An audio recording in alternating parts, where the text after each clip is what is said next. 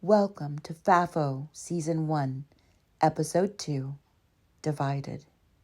After weeks of getting used to wearing our purple, finding our feet amidst all the fears, tears, and what-ifs, we settled into our newly formed clusters.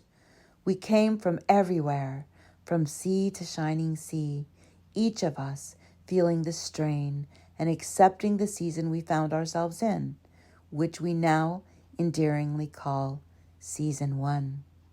One of our very creative members offered an addition to the existing hashtag FAFO. Fafowl. Fluff around and find out with love. Now we all have our purple t-shirts and hoodies with our new insignia. We say Fafowl because we believe those who elected to create this deep division, making us versus them a huge mountain to scale, are going to suffer deeply, thus creating their own natural consequences. Although we will be forced to endure the coming winter in America and all that will happen, we know it was not our choice. We already studied and learned what to expect. We were listening and watching, while our brothers and sisters who embrace the darkness will be taken by surprise. This will be very shocking to some of them, we fear. Each of us must learn for ourselves. If we trip and fall, it is our knees that will get bruised. The same will be true for them. Some of them have already cried out in frustration and sadness, still not understanding what they've done. They think they have won, which is probably the most worrying and heartbreaking aspect of FAFO.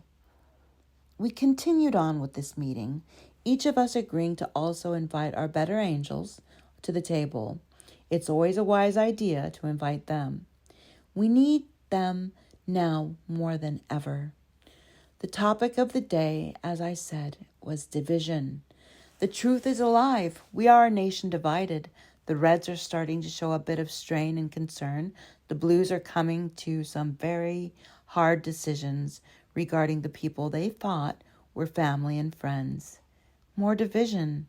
Our goal stands, finding a way to take the Reds and Blues out of this and find out who we, the people, have the potential to be, and if we can ever come to a place of unity in our lifetime.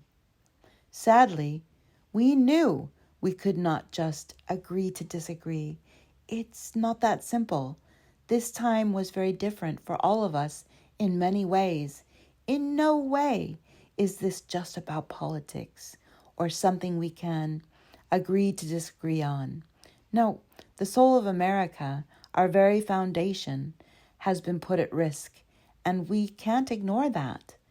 We talked about some of the earliest finding out moments. The list is growing, but so far it includes loved ones with cancer, long-term illnesses, pre-existing conditions, not realizing that they had health care which would allow them to be treated and is now slated to be removed. Someone shared a news clip of someone asking if her parents would be safe. She was in shock that there would be any chance of her parents being impacted. After all, they went out of their way to go out on that day and put their selection in the box. They were so excited they wore all red. Surely they would not be considered as part of this other group. They'd be considered friends, wouldn't they? The post about deporting naturalized citizens had to be fake news, didn't it?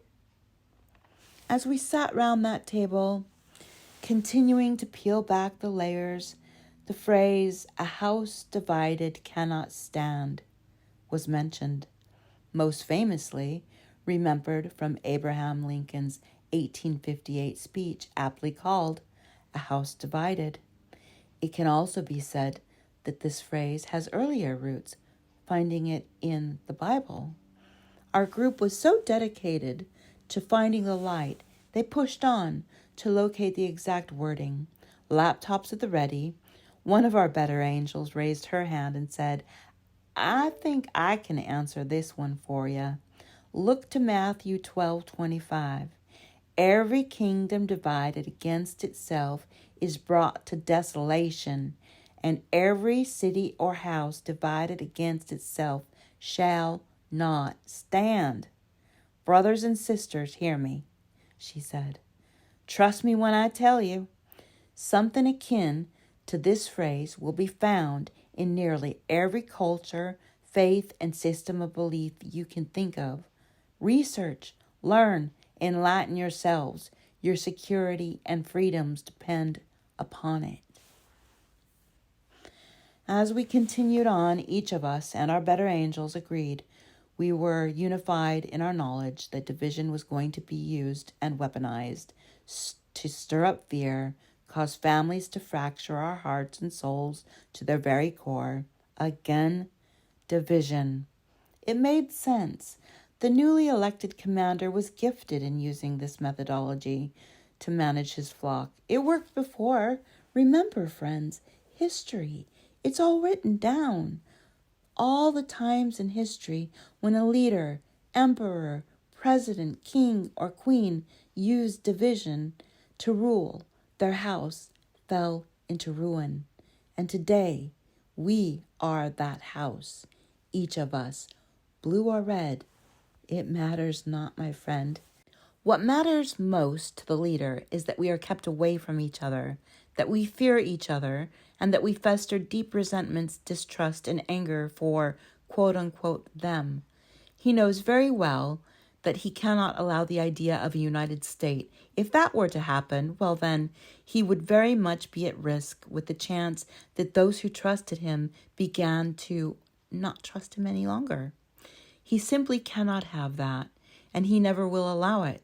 The only way to gain a united state is by the hands of we, the people. One of the group members spoke up and shared that they had been seeing other families being fractured, old and painful wounds being reopened, and pure confusion in the minds of those who trusted the leader to make all their pain vanish. The member said there was a young woman on TV who was crying, explaining that her grandmother, mother, and sister had decided they needed to put some distance between her and them. The woman was perplexed by it all. She simply could not understand why her grandmother was upset. She thought she would have been proud of her. Such confusion and lack of knowledge. For that moment, it seemed the room sounded a collective gasp. One of the younger members raised his hand and said, Wait, so you mean it didn't cross that young woman's mind that perhaps her grandmother and her grandmother's generation wasn't the very group that the civil rights movement happened under? How could she not know that? Did she really think her grandmother was going to feel proud about that? One of the better angels spoke. He seemed to be close to the same age as the grandmother. He said, I've been talking about this grandmother with one of my brothers, and he was there with a different grandmother in 1974 when the Equal Credit Opportunity Act passed, which did away with the practice of banks requiring single, widowed, or divorced women to bring a man along to co-sign any credit application. That grandmother had lost her beloved husband, and her abusive brother insisted he was going with her to the bank, as he did not want her to be given any credit. Rather, you see, he wanted to move her in with him so that she could take care of his children and keep his house clean, as he had been recently divorced. She was denied credit that day. She still has a couple of scars, but she says they were worth it.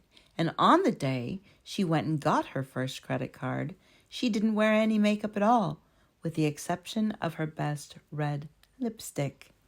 We all shook our heads in disbelief. How did we not know about all these things done to women and all the others who were not in the leader's image?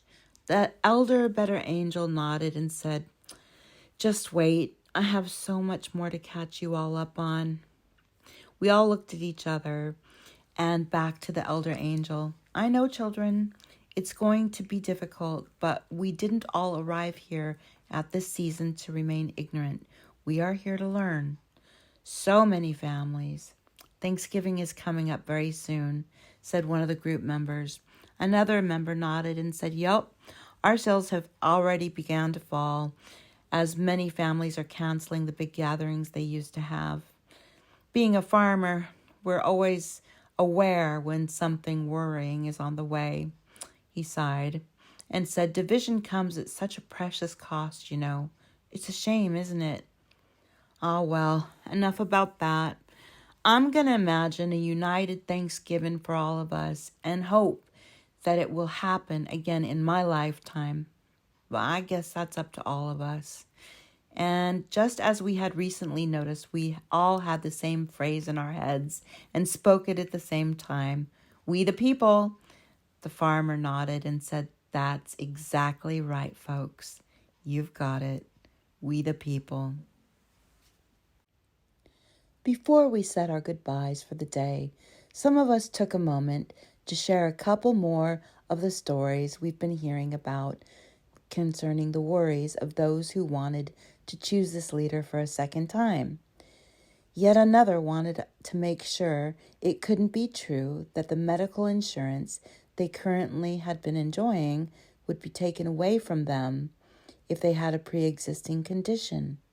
You can hear them say, He never said he would do that. Oh, my friend, he never said he wouldn't. If you listened to his friends and those he hired to do his bidding, you would know, about the division.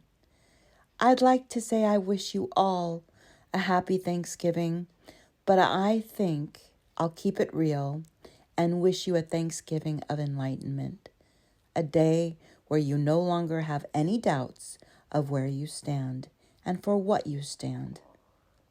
Don't forget to wear your purple and always remember FAFO with love.